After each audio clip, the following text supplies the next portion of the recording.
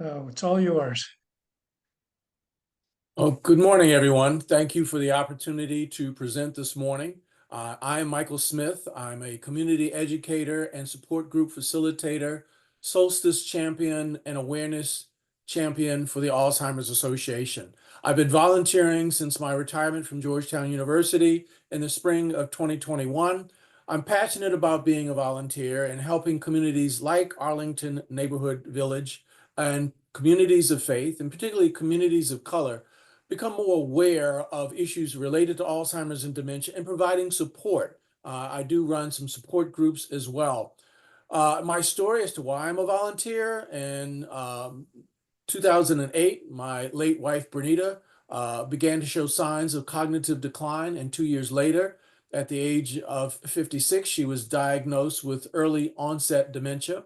Early onset dementia is for those less than age 65. And unfortunately, rapidly, Bernita's health and cognitive functioning deteriorated. Activities of daily living were compromised, her ability to speak, function, and unfortunately, due to complications of Alzheimer's in 2017, she passed away. In the course of being a caregiver for Bernita, the Alzheimer's Association was a tremendous resource to me, both through its 24/7 helpline and through its support groups. And given the experience I had with the Alzheimer's Association, also in 2014, my daughter-in-law and I co-led a walk to end Alzheimer's at the National Mall, and we had great fun, great success in raising money towards the Alzheimer's Association. And so upon my retirement, decided to give back. So delighted to join you this morning to talk about the impact of Alzheimer's and dementia in our community. So let's go ahead and get underway. Ashley, if you can go to the next slide. So I just wanted to share with you some demographics and some facts. As we can see, there are 1 in 3 seniors with Alzheimer's or other forms of dementia. Over 7 million Americans are living with dementia. 11 million are providing unpaid care. So it's pretty deleterious in terms of its impact financially, emotionally, psychologically on caregivers and those living with Alzheimer's. And while we have 7 million currently, by 2025, 2050, the expectation is that could almost triple to 21 million individuals just in the United States alone. Why don't we go to the next slide and run the slide that has some facts and figures.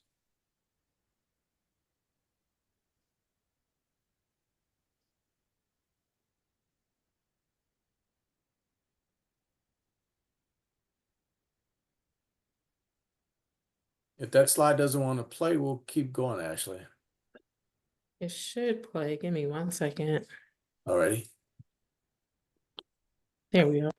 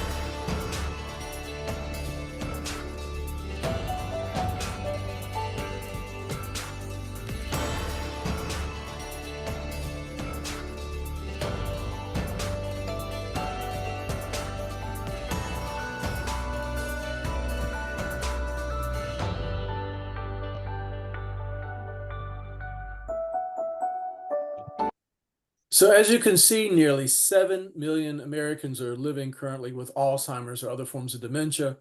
Over 11 million are providing unpaid care for people living with the disease. Alzheimer's is one of the most costliest conditions in society, and left unchecked, Alzheimer's will destroy our finances, our families, and our futures. And the Alzheimer's Association, our mission, we're leading the way to end Alzheimer's and other forms of dementia.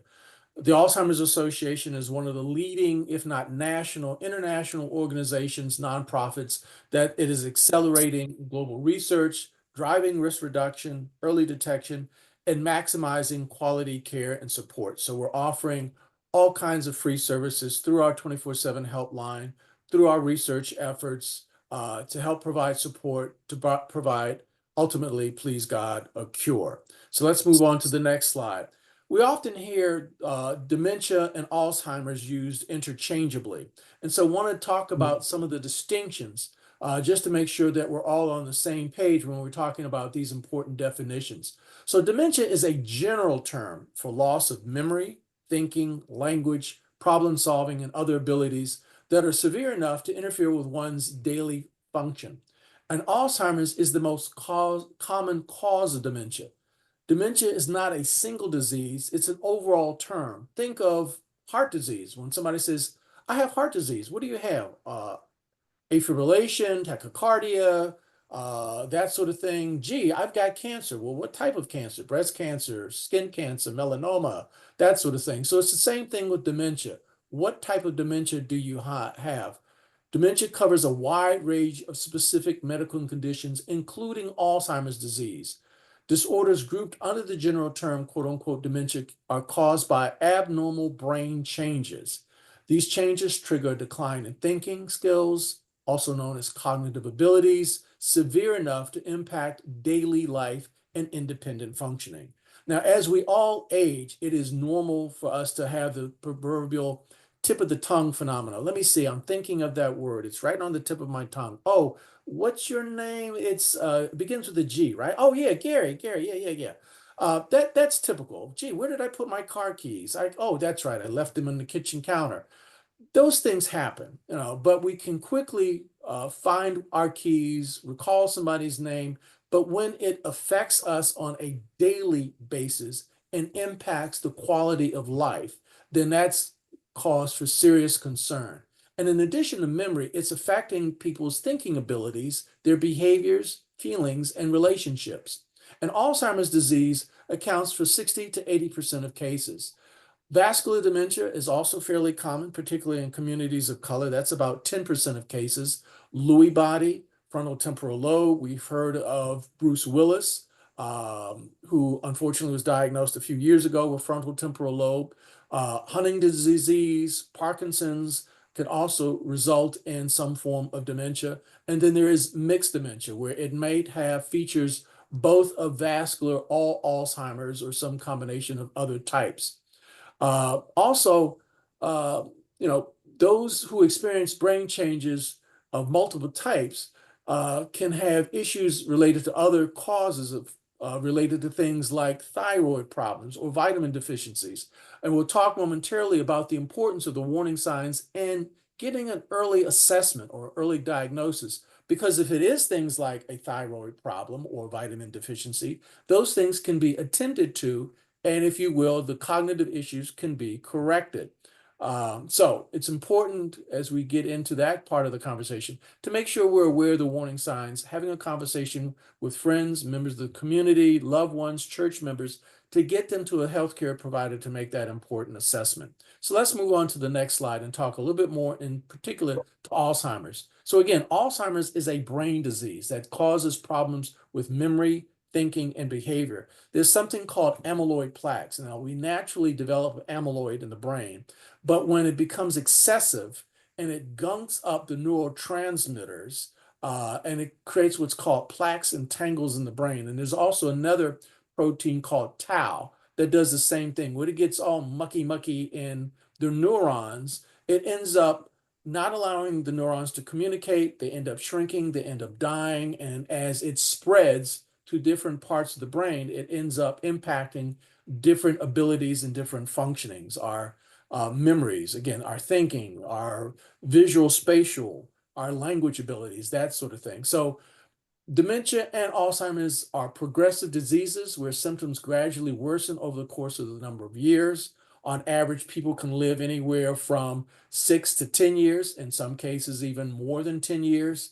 In the early stages, memory loss is mild. So somebody might forget where they're driving to. They're forgetting names. They're forgetting loved ones. They're forgetting their favorite recipe, that sort of thing. But as it progresses from the early to middle stages, it becomes more pronounced in the impact on thinking, memory, behavior, activities of daily life. And unfortunately, once it gets to the end stages, the latter stages, it can impact every aspect and even functioning. People have difficulty swallowing, difficulty breathing. And as I mentioned, my wife passed away in 27 due to complications of Alzheimer's because she no longer was able to breathe due to how the disease impacted her. Again, Alzheimer's is the most common form. It worsens over time.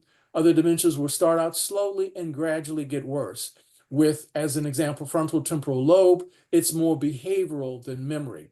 If you or someone you know is experiencing memory difficulties or other changes in thinking skills, don't ignore them, even if the symptoms are mild. See a doctor as soon as possible to determine the cause. And as I mentioned, it could be another medical condition that can be treated. A dear colleague of mine many years ago had a loved one down in Florida, her mom, and a relative was calling her saying, your mother's really confused. She's getting lost, this, that, and the other thing. She went down, she realized her mom had a geriatrician, she had a rheumatologist, she had a primary care doctor, and she kind of lobbied and coordinated with the various doctors and realized the geriatrician had added a new medication, which compromised another med, which led to some cognitive issues. And once that got corrected and her mother was taken off that med, her mother, it was almost like a miracle. Overnight, she kind of was like, hey, I'm here again, and everything's going fine and wonderful. So I just wanted to touch upon those sorts of things related to Alzheimer's. Let's move on to the next slide. So let's talk about the impact of Alzheimer's in communities of colors. African Americans are about twice as likely than the white population to have Alzheimer's, and the Hispanic community, it's 1.5 more times likely. You may ask, so why? What's the big difference? And members of underserved, diverse communities are more likely to endure poverty, have more limited access to quality of health care. They're also less likely to pursue a diagnosis, receive support, or participate in clinical trials. Alzheimer's also has a disproportionate impact on women in the United States. More than 11 million women are currently living with Alzheimer's and other forms of dementias.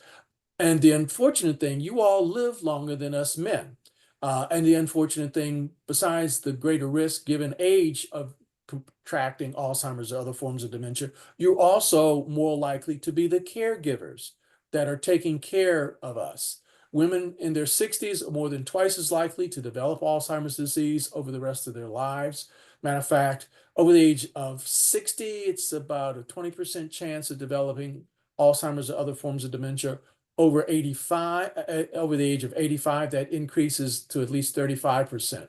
At the Alzheimer's Association, we believe that diverse perspectives are critical to achieving health equity, meaning that all communities have a fair and just opportunity for early diagnosis and access to risk reduction and quality of care. So as I mentioned, one of my passions as a volunteer is engaging communities of color, engaging faith communities, because faith communities often are the forefront of health ministries, reaching out, providing support, providing prayer. And if we can have connections to make sure those who might have cognitive issues that might be Alzheimer's or other forms of dementia are out there getting early diagnosis, getting involved in clinical trials, there's greater opportunity to get in the front of the issue rather than waiting until the latter stages of the disease. Now, while there's no cure, and we'll talk about this momentarily, there is great hope and there are medications that is slowing the progression of the disease. So I just want to talk about that. So let's talk about the impact of Alzheimer's on caregivers.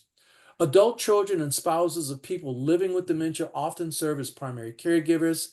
It can be challenging for all family members to accept changes in their roles and responsibilities.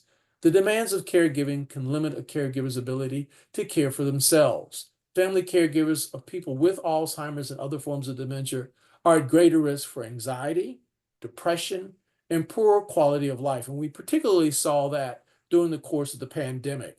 About 33% of the population were struggling with depression, particularly in caregiving populations, and about 40% were having anxiety disorders.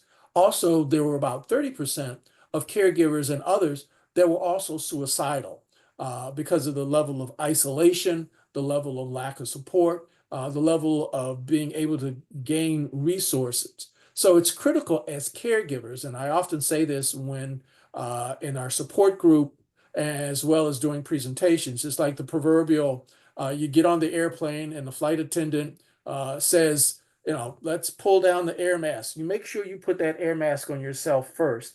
And once you've gotten sufficient oxygen and you're nourished, then take care of your child or other family member. And in all seriousness, the same thing as caregivers, making sure we're at the forefront of self-care. And self-care is not being selfish. It's ensuring that we are tending to our health so we're at our utmost in being able to be available to care for our loved ones. We often hear about someone with Alzheimer's or other forms of dementia sometimes being in better health, even though they have cognitive and brain degeneration, but they're in better health than the caregiver because, again, the caregiver has not gone to the doctor for their coronary artery disease, or they've not gone to address their mental health needs, or they're not dealing with stress. And stress and other forms of how we manage stress in negative ways can impact not only our mental health, but our physical health. So it's critical as caregivers that we take care of ourselves. Moving on to the warning signs. Because Alzheimer's and dementia have such profound effects on individuals, families, and whole communities, all of us should be equipped to recognize these warning signs. As an example, the typical memory loss that disrupts daily life. So, somebody is consistently getting lost, consistently turning on the stove and not realizing they have done that and putting themselves in a compromised, dangerous position. My late wife, she loved to sew. And over the course of time, I was seeing her not being able to sew. So that's difficulty of completing familiar tasks. The holidays are coming up. The person that loves doing the pot roast or loves baking the peach cobbler, and yet, they're putting in some weird fruit and not the peach. Confusion with time or place. Number four, that's, not understanding today is Wednesday. They're thinking it's Sunday. Trouble understanding visual images and spatial relationships. Number five, that's not issues around cataracts or glaucoma, but that's when the disease has gotten to that part of the brain and people don't understand visual spatial relationships. As an example, my late wife, when we were driving, if a car merged into the lane adjacent to me, she thought the car was literally coming on top of me. And so sometimes she would literally lean on top of me. She couldn't go up and down the steps anymore because she couldn't distinguish the steps. Sometimes we tell caregivers when we have family members that are wandering, maybe putting a black mat in front of the door because maybe the visual spatial, they'll think that black mat is like a hole. And so they won't step over the hole, if you will, to go out the door. New problems with words or speaking, number eight. So clearly, aphasia gets impacted, their ability either to express or understand language. And not only is it affecting memory and thinking, but in number 10, it's affecting their mood and personality. So somebody might become agitated, somebody who might have been a quiet, shy, introverted individual, they're now being quite loud and boisterous, or again, they're becoming agitated, that sort of thing. Decreased poor judgment. So, they're buying things, they're doing things, they're not dressing, bathing, those sorts of things. So just be aware of these warning signs. If you're seeing them, have a conversation with a friend, a family member, a loved one, a member of the village, a member of your community, and encouraging to get to the doctor so they can figure out what are these warning signs indicative of. Is it, unfortunately, potentially Alzheimer's or other forms of dementia, or some other health condition, as we mentioned earlier, that can be attended to and treated? So let's talk about the importance of early detection. If you notice any of the warning signs of Alzheimer's disease in yourself or someone else, again, please schedule an appointment with your healthcare provider. The earlier someone is diagnosed, the more treatment options may be available. Some medications are only effective in the early stages of the disease. We've heard recently in the last 3 years of two medications, Leqembi and donanemab. Both have been approved by the Food and Drug Administration, by the Center for Medicare and Medicaid Services. They are expensive, but they're being covered, and they help slow the progression anywhere from 8 to 12 months. So that gives a loved one some quality of life, some time to spend with family members, some time to plan for their affairs. Um, and again, mild cognitive impairment, the early stages of Alzheimer's. So the quicker one is diagnosed, the earlier they conceivably can get this treatment. And both treatments are infusion. One, the Leqembi is every other week. The donanemab is once a month. Additionally, when caught early, some lifestyle changes, such as controlling blood pressure, stopping smoking, participating in exercise, staying mentally and socially engaged, may help preserve cognitive functioning. And that's the other thing. Even though a loved one may be diagnosed with Alzheimer's or other forms of dementia, while it's tragic and it's unfortunate, they are still who they are. I love the book Still Alice that was made into a movie a few years ago. The takeaway from that is that we still need to engage our loved ones in the essence of who they are and providing them with the love, care, and support, because we can still see that sense of who they are and they still can function. We can still ensure that they have quality of life, that they still have love for our family members, and we have love for them. And getting an early diagnosis can help lessen anxiety. It gives a name to what's going on. It can provide a sense of, a roadmap, and also making sure that people are getting involved in clinical trials, whether clinical trials and clinical studies are related to medications or non-medications. And we need more women, we need more persons of color in these clinical trials to better ascertain how various medications and interventions are impacting the different populations. So let's talk a little bit more in particular about treatments for Alzheimer's. So moving on to the next slide. There are exciting processes and progressions in Alzheimer's dementia research that are creating promising new treatments. The Food and Drug Administration, as I mentioned, has improved some medications, Leqembi, as I mentioned, and donanemab. These drugs temporarily ease some of the symptoms.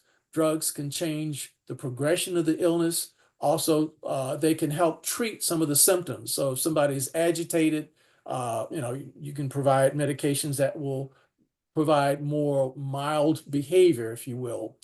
Two FDA-approved treatments demonstrate that removing the beta amyloid, that amyloid plaque that I was talking about, can help reduce cognitive and functional decline. Today, there are worldwide efforts underway to find better ways to treat the disease. The Alzheimer's Association is a part of the International Alzheimer's Research Group, in their international conference this past July in Philadelphia. There were over 130 clinical trials and research protocols that were talked about, and out of that, at least 30 are very promising. So in the next few years, we're going to hear more promising research results talking about medications that, again, might slow the progression, blood tests that might help quickly diagnose versus more invasive techniques like spinal taps and CT scans and things of that nature.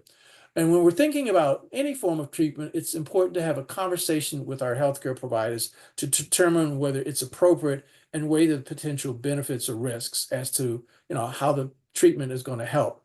To prevent drug interactions and unwanted side effects, it's important that persons, doctors, pharmacists, and care team members are aware of all the medications. As I mentioned, one of my colleagues whose mom had a medication that had been added and that impacted. So, being an advocate as a caregiver for our loved ones to make sure all the healthcare providers know what's going on. So let's talk about brain health. And it was great to hear from Cheryl and others as you were talking about the tremendous activities and events that the Arlington Neighborhood Village will be offering. And so we'll talk some about brain health. So in addition to the exciting advances in treatment, is more research every day about the importance of brain health to reduce the risk of Alzheimer's. There are several risk factors for cognitive decline and dementia, some such as age we can't control. But research is still evolving, and evidence is strong that people can reduce their risk of cognitive decline by making key lifestyle changes, including participating in regular physical activity. So the Tai Chi's, the other physical things that the village is offering, staying socially engaged, maintaining good heart health. Are we eating right? You've heard of the Mediterranean diet, I'm sure, or the DASH diet, the dietary approach to stop hypertension. Physical activity, staying socially engaged, heart health, all of these are critical to reduce the risk. When possible, combine these habits to achieve maximum benefit for brain and body.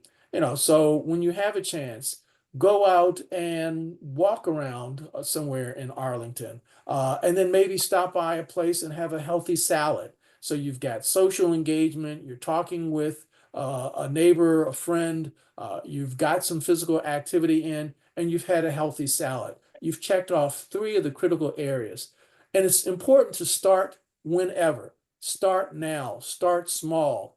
For some folks that are living in apartments or condos, rather than taking the elevator on occasion, take the steps.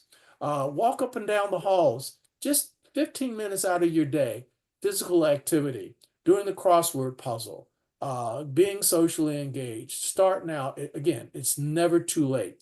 Moving on to the next slide, just another visual in terms of some things about brain health, staying in school, challenging your mind. So if the village is offering classes through the Georgetown retiree group that I belong to, we're offering different classes to retirees, which is wonderful. We're having our retired faculty offering teaching those courses. And so that's great. Again, get moving, eating right, maintaining a healthy weight.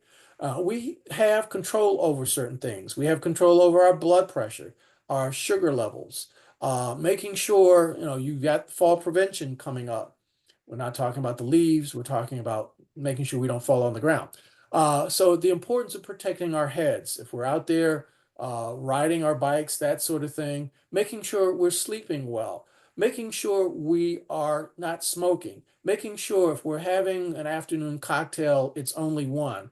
There's a lot of recent research that talks about the deleterious effects of alcohol, particularly in women. So making sure, we're taking care of ourselves, get moving, eating right, staying engaged, cognitive engagement. Those are all critical. Making sure we know our numbers, we're checking our blood pressures, that sort of thing. We often say what is good for the heart is good for the brain. So just keep that in mind. So moving on to the next slide. So how do we make a difference in our communities?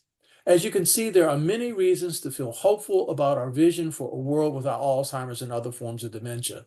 As Alzheimer's Association is the leading organization to help ending this disease and providing support, we're doing this work with the help of people like you nationwide. This fall, we've got all various forms of walk to end Alzheimer's. There's one in Reston that's coming up, one on National Mall. And if you have the time to join us, we would greatly appreciate it. Unfortunately, I'm going to be out of town in the next 2 weeks, so I won't be able to join any of the walks, but I was fortunate to be engaged in our summer solstice activities. Summer solstice, it's in June, the longest day of the year, 16 hours of daylight and hope and opportunity. That's when we do some fundraising and the walk to end Alzheimer's. We also have ride to end Alzheimer's.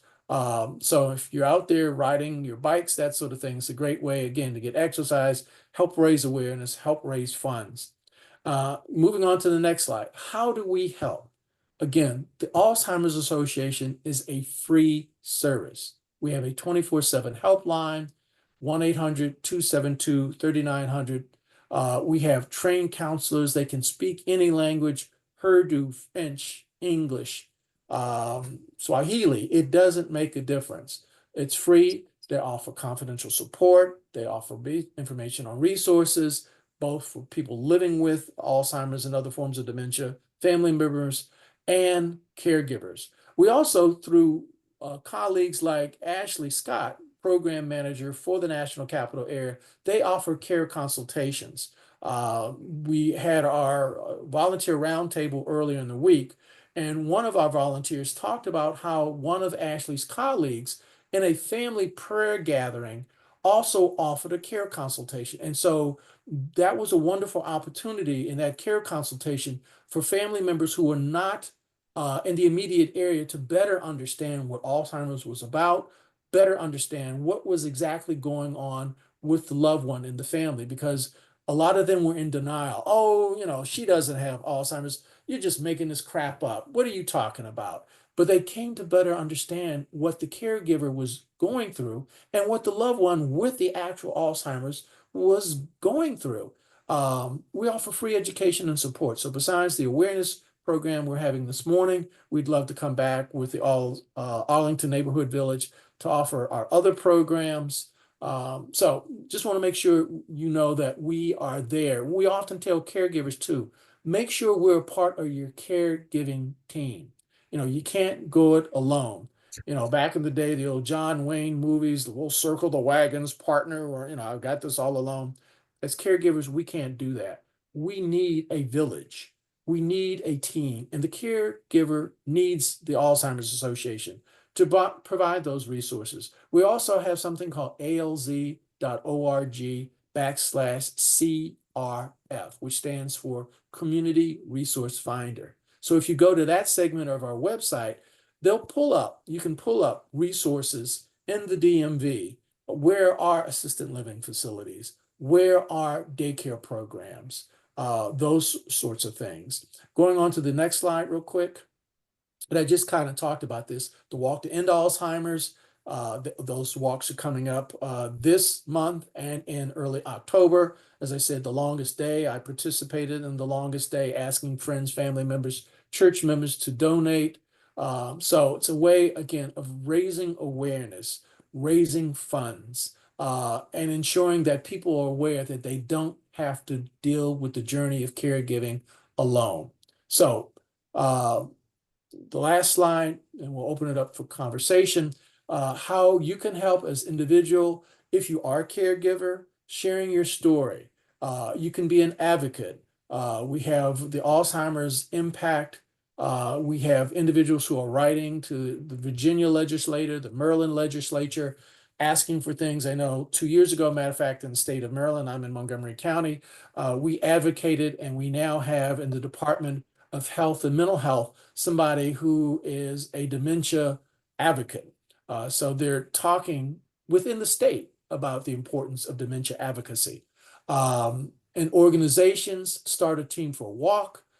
We have many corporate individuals that are joining us for walks, for the longest day, for the rides to end Alzheimer's, host an educational program. Again, we have engaged faith communities, synagogues, imams, those sorts of things, sororities, fraternities. If you're a federal employee, we've done NARF, National Association of Retired Federal Employees. So just want to say we're here for you. And so we'll now stop the presentation. Let's open it up for conversation, and let's engage in addressing your questions. All right. Well, the first thing, we have a blind person in the audience who wanted a copy of the video that you showed. I just wanted to point out, in case you missed it, that Steve has already posted a link to the YouTube video. So it's there for anybody to copy and watch whenever they want. The next thing is, in populations, you were talking about populations at higher risk, and she said you haven't mentioned people with Down syndrome. You said most people with Down syndrome will develop Alzheimer's if they live long enough. Is that the case? That is correct, unfortunately. Probably by mid to late 40s, 50s, given the nature of Down syndrome, it can impact cognitive functioning and might lead to issues around dementia. Okay, can you explain the concept of sundowning? Sure. So sundowning is when an individual later in the day begins to become more agitated or more active. Sometimes what happens, individuals with Alzheimer's or other forms of dementia, if they've not been, if you will, stimulated enough earlier in the day, and because the circadian rhythm is impacted, they're not realizing that, as the day progresses, we're all kind of slowing down. but lack of activity, not understanding because their circadian rhythm has been impacted. The day is now 5 o'clock and it's getting darker. They're kind of getting more revved up. And so again, they're more active, they become more agitated, they might start wandering. And so it's important to make sure that individuals with dementia and Alzheimer's are engaged earlier in the day with activities, getting them stimulated, if you will, almost kind of tiring them out. So that, by the end of the day, hopefully that sundowning will not be an issue. Got a comment here. Somebody's highly recommending the book, The 36-Hour Day by Nancy Mace and Peter Rabbins. The book targets caregivers and included a multitude of resources. I Are you would, familiar with that? yes, absolutely. In the course of taking care of my late wife, the 36-hour book, that's kind of almost the Bible of being a caregiver. So I would highly support and recommend that.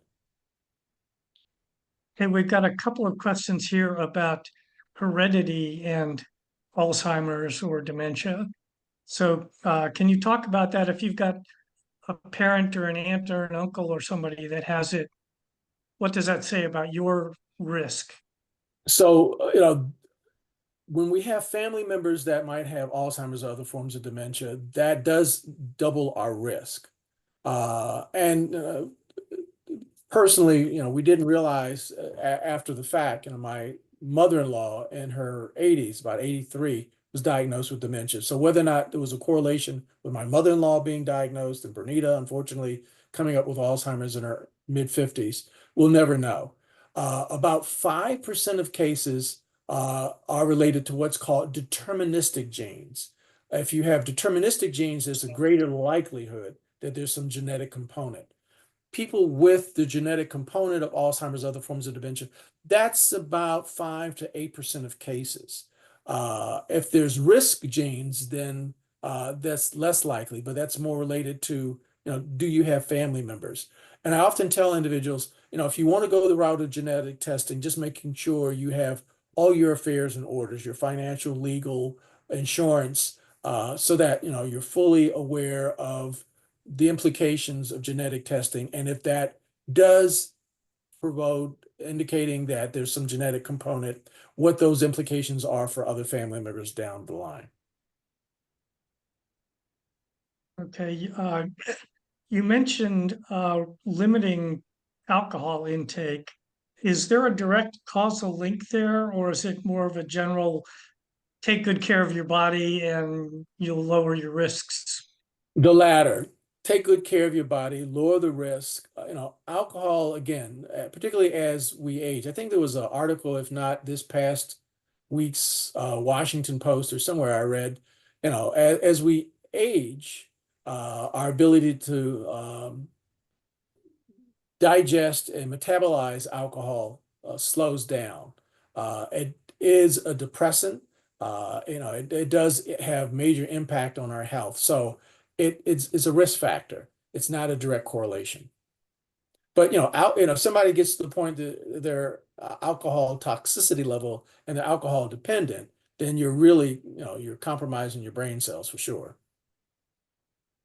Okay, we got a comment here from Cheryl about Aging Matters podcast, where she's interviewed quite a few guests with expertise in dementia and caregiving and availability of community resources.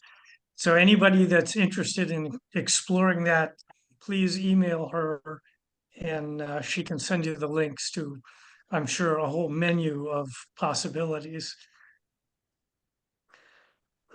Next question is, do people who have Parkinson's disease, do they all eventually develop dementia?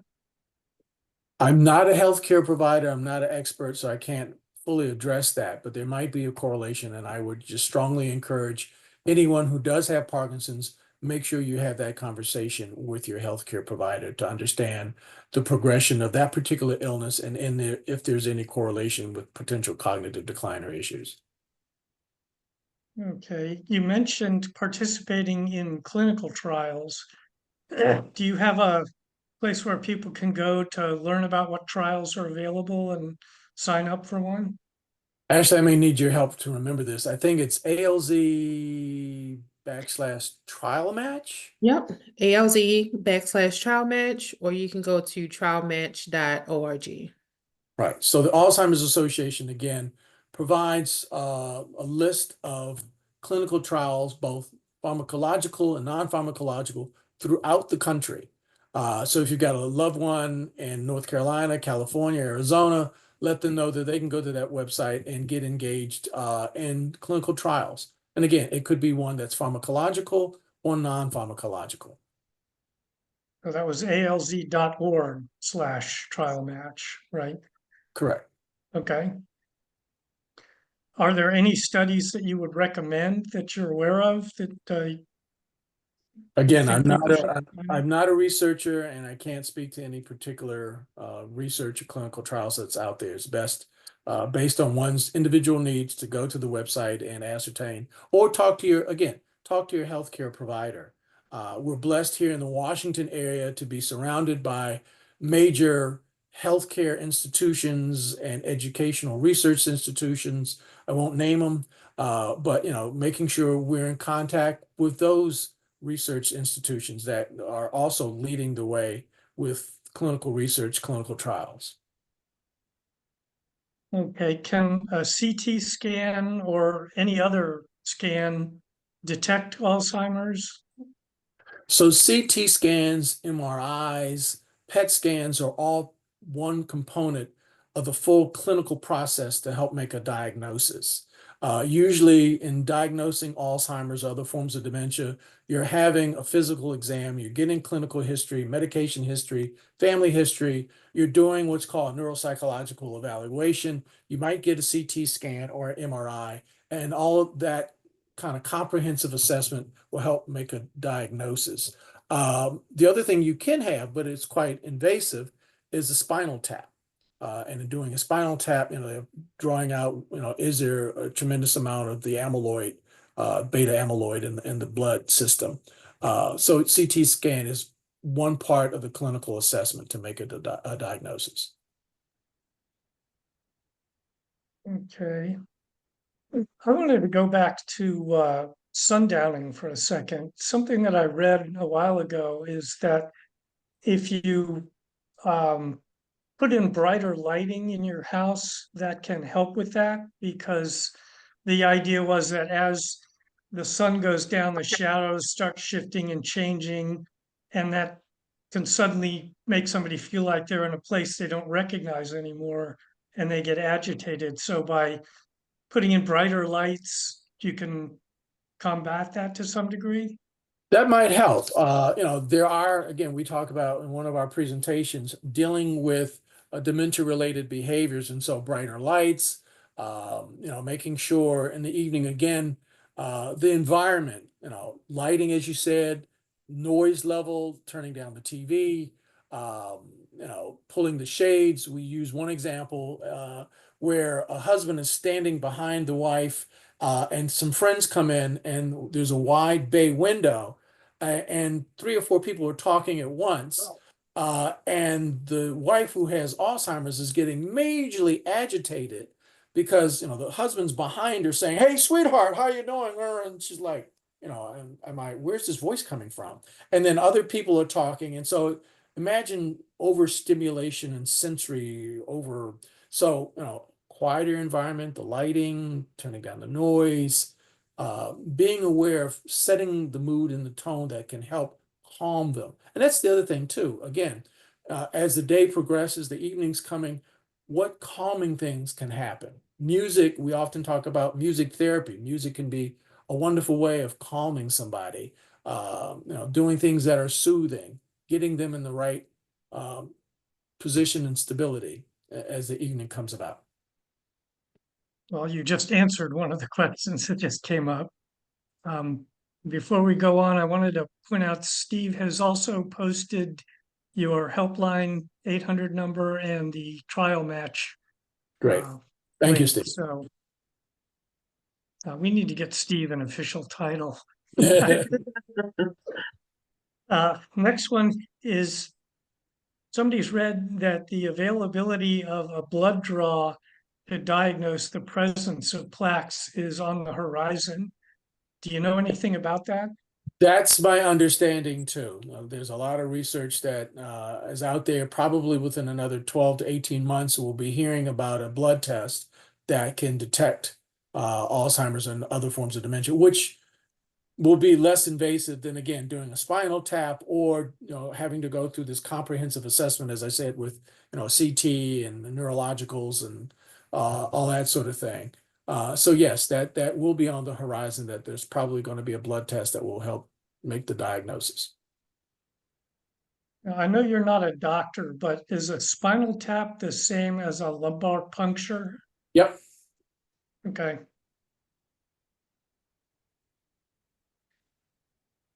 And Steve is saying Ashley should get credit. Oh, Ashley's the one that posted the trial match link. So thank you, Ashley. We're about 8 minutes to 11, so we've got time for more questions if anybody's got more. I was going to say, Michael, your comment about putting a dark mat in front of a door to reduce the chance of somebody wandering was something I'd never heard before. Are there other simple things like that you can recommend?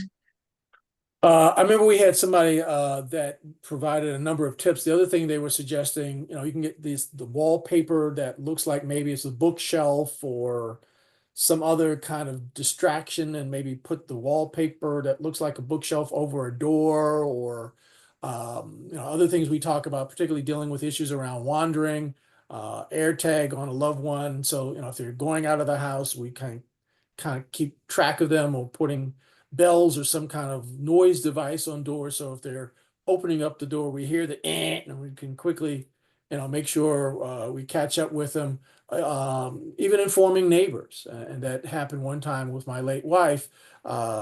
She went walking with the home health care aide, but insisted about 2 blocks from the house, this was her house. And the home health care aide said, "No, Miss Bernita, we got 2 blocks to go." Luckily, I had a conversation with the neighbor, and so she was very kind and said, "Oh, Bernita, come on in, sweetheart, and let's have a conversation." And after chatting for a few moments, she also then, with the home health care aide, walked Bernita back to the house. So putting folks on notice. And so if they see a neighbor wandering about the neighborhood, engaging in a conversation, "Hey, Michael, what's going on? You look like, you're a little confused. Can I help you?" Or, "Hey, let me help you walk back to the house," that sort of thing. So. Okay, we've got a question here about does having a positive or happy outlook and attitude have any effect on your risk of developing dementia? I think for all of us, again, how we take care of our behavioral mental health is important. I think that's one factor. Folks that end up with mental health issues, overstress, depression, anxiety, other mental health disorders, they can have an impact on our behavioral and emotional and maybe even cognitive health. So regardless of our disposition, it's important to make sure we're taking care, as I said earlier, of our brain health, our physical health, our heart health, our social engagement, and our cognitive abilities. That comprehensive, holistic approach can help. I think if we end up being too gloomy and too depressed, that resiliency, we often hear a lot about resiliency these days, and those folks who are resilient despite the trepidations and the hardships that they may endure, an ounce of resiliency, you can get through it. And even as caregivers, having some resiliency can help. Okay, and I'll point out Cheryl has posted a link to a program about aging-related research at NIH and how people can get involved with the various studies that they're doing. Right. So, got no shortage of resources to draw. Again, we're very blessed here in the DMV. I mean, NIH is right next door. The National Institute of Aging is a part of NIH. And so, they're constantly doing clinical research, again, pharmacological, non-pharmacological, They even have, I believe, a clinical ward where they're treating individuals with Alzheimer's and other forms of dementia, in addition to doing research. So, making sure we are fully engaged. And it sounds like you guys are doing a wonderful job informing your village community there in Arlington of all the various resources. Information is powerful for sure. Michael, I would just add that also in addition, I just interviewed, in fact, it was last week, it was just got posted yesterday. I interviewed two physicians from a place called Sunday Health. One of them is a neurologist and the other is a primary care physician. And they also, their practice called Sunday Health, provide online kinds of dementia assessment tools so that Okay. people don't have to leave their home, because sometimes that can be very difficult as well. And I just posted that program on Aging Matters yesterday. So that's another factor of, as you pointed out at the beginning, the fact that people need to get these assessments to find out what their status might be, and it can be done online as well as in person.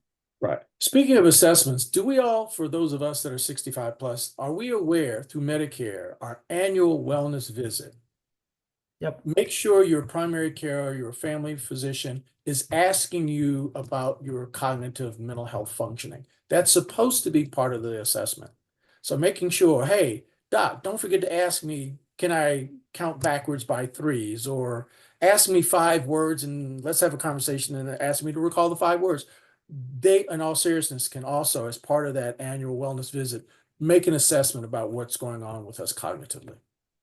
And to that point, during the interview, I asked the doctors, I said, recalling myself about being given 3 words and then having a conversation and trying to remember what those 3 words are. I said, what happens if I can't remember those 3 words a few sentences later? And it doesn't always necessarily mean that there's cognitive decline, but it's just a way of measuring if there might be some problems, in which case Exactly. follow-up is really important. But Right. So it's just, I'm sure for those of us who've gone through that wellness, we think, oh my gosh, what are those words? What are those words? Right. Right. Yeah, note from one of our audience members, they just got a reminder about their wellness visit. So, Right. So any other questions, Gary? I don't see anything else in the chat. I don't think so, but I was going to ask if Michael could talk a little bit more about the other kinds of dementia that you mentioned in your early slide. How do those manifest differently than Alzheimer's? So vascular dementia, that's when the blood vessels get compromised, and oftentimes, people with stroke, that sort of thing, they might be more at risk for vascular dementia. And again, vascular dementia often impacts communities of color a little bit more than Alzheimer's. Frontal temporal lobe, again, we've heard about Bruce Willis. That's more behavioral than memory. The Lewy bodies is a particular type. So they may start out with different thinking, memory, judgment, symptomatology, if you will. But unfortunately, eventually, they all lead to the same road, in that it's all going to lead to some deterioration of the brain, therefore impact activities of daily living, therefore impact one's quality of life, and unfortunately, absent an absolute cure, lead to one's demise. The Lewy bodies, that was the diagnosis of Robin Williams. Yes, I remember. Yes, correct. So, Well, it's 11 o'clock, so if there are no additional questions, I'm going to stop recording.